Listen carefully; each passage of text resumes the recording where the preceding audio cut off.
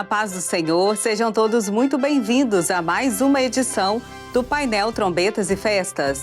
No programa de hoje vamos falar sobre um fenômeno climático impressionante, uma supercélula de chuva que avançou do Uruguai até o Rio Grande do Sul.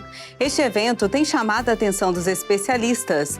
Poderíamos ver esse fenômeno como um sinal da volta de Jesus?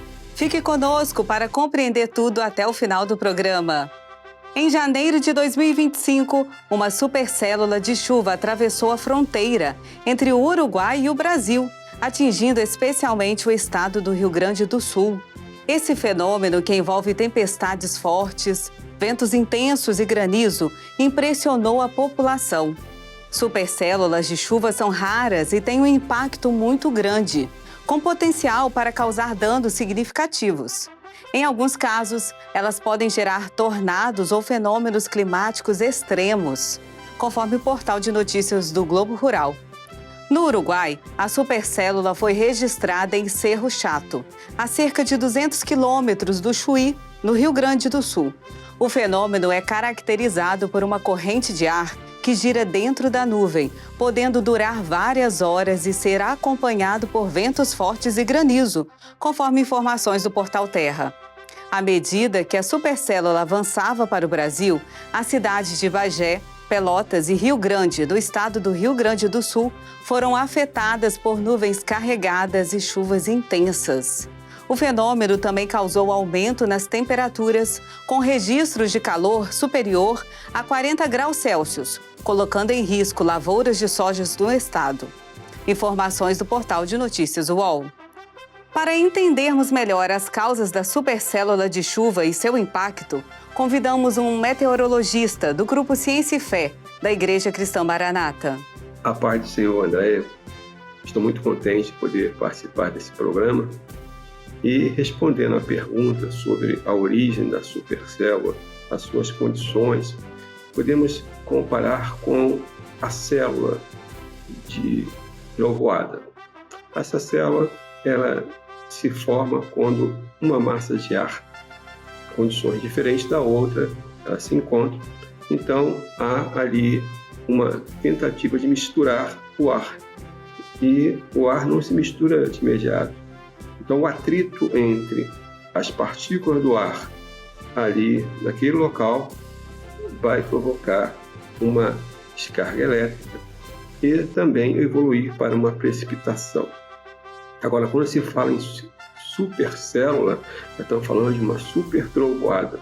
Isso aconteceu no sul do país e eu pude acompanhar pelas imagens de satélite e vi que havia uma frente fria passando naquela região ali. Só que uma parte dela entrou para o Uruguai e ali encontrou um lugar propício para que evoluísse para uma trovoada. A frente fria, trazendo uma massa de ar, encontrou-se com outra massa de ar ali naquele local. E essa massa de ar que estava no Uruguai, ela estava quente, a superfície estava quente, havia uma onda de calor naquela região, também no sul do país nosso. Em função disso, houve um contraste térmico e houve então a evolução para uma tempestade. Essa condição foi severa, porque o contraste térmico era grande e também a umidade era considerável naquele local. E assim houve então o deslocamento do ar para o alto, até como forma de um tornado, mas úmido. E nessa condição houve então ventos de rajadas, houve também granizo, relâmpagos, precipitação em abundância.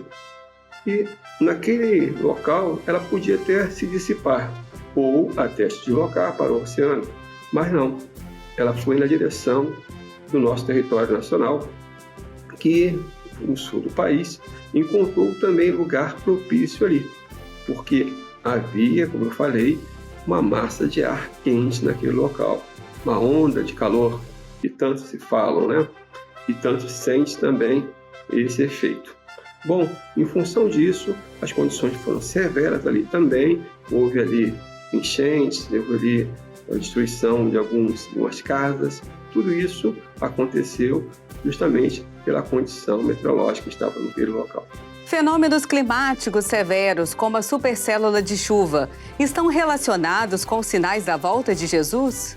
Com relação ao que foi falado aqui, realmente teve a ver com aquilo que foi falado lá em Trombetas e Festas.